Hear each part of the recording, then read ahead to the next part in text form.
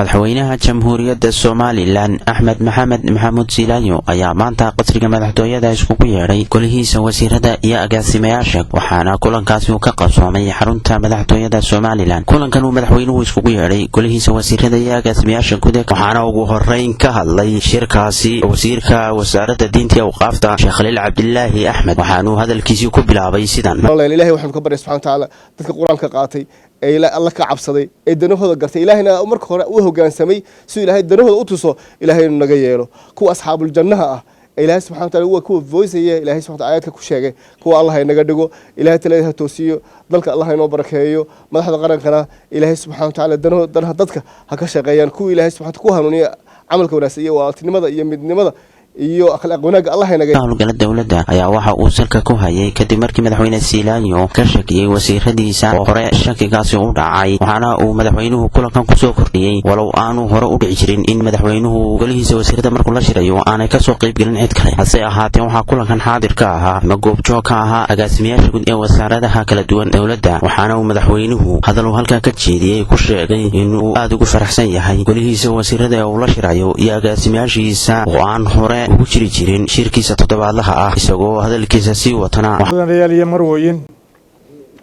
maanta shirkan aan isugu yeedhay golaha wasiirada iyo agaasimayaasha guud aan hore u jirin wuxuu daaran yahay iswaraysi iyo xoogaal kala helid dardargelinta xilka iyo howlaha ummadda inoo igmatay adkeynta xiriirka iyo wada shaqaynta xukuumadda dhexdeeda ah isku xidhka xukuumadda iyo xisbiga kulmiye toosinta dhaliilaha dhabta ee jira talo iyo tusaale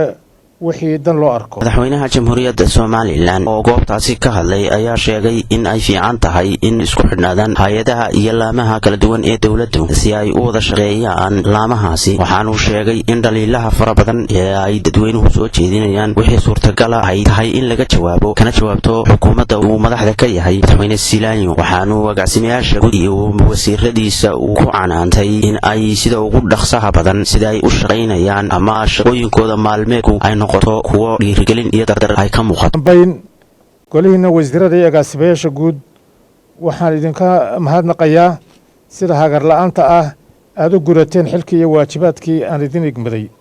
anigoo